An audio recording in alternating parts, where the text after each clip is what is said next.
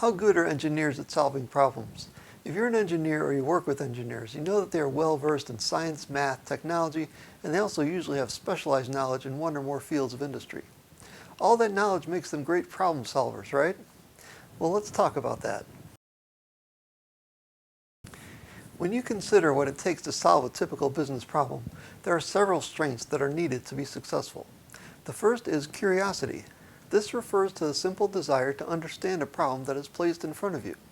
This quality leads to so many helpful actions, including asking questions like, tell me about this problem, what drove you to ask for help with this problem, and what have you already tried to solve this problem, and many others. It should also lead to listening, because asking questions will very likely lead to someone answering them, especially the people who have been dealing with the problem for a while before the potential problem solver heard about it for the first time. Okay, so we've confirmed that curiosity is an important quality. Next, we need the ability to research solutions to a problem. These days, with most people having access to the internet at their fingertips anywhere they go, you might think that just about anyone can research a solution to a problem. However, we're going to assume that anyone asking for help with a problem has already tried the easy research methods, and these were found to be inadequate for their situation.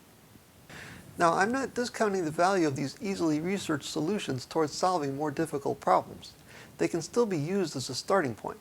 It will just require more unique application of these solutions to the problem at hand, possibly requiring applying a combination of solutions to several smaller problems.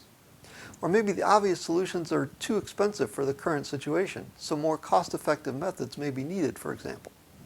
This brings me to the next important quality, which is resourcefulness. Most times, you don't have unlimited resources available to you, whether we're talking time, money, or manpower, to dedicate to solving a problem. Therefore, you're obligated to work with the resources you have, even if it seems like they're inadequate. Those who are resourceful can do more with less and are more likely to solve the problem at hand. Think like MacGyver. Finally, we have the ability to execute. Imagine that someone has completed all the steps of understanding a problem, researching a solution to it, and figuring out what resources will be needed to get it done. But then when it comes down to actually solving it, they stop short. Why? Any number of reasons. But let's just say it's because they're lacking in the quality of execution. Bang! All our efforts are going to end in no results. The execution quality is just as crucial as the rest of the qualities I listed. Without it, our problem remains unsolved. So we need that one too. So, now that we've listed these important qualities that are needed to solve a problem, let's go back to the original question. Are engineers good at solving problems? By the way, I'll remind you at this point that I am an engineer, so I'm a little bit biased here, but I will try to not let that fact influence my answer. So my conclusion is, yes, they can be good at solving problems, but just being an engineer does not intrinsically make them a good problem solver. There are two reasons I say this. Engineers, as is true with many professionals, tend to have specialized knowledge in a certain field. Therefore, in order to solve a problem, they need to recognize what things they know, and more importantly, what things they don't know, and bring in help when needed, which is most likely going to be all the time.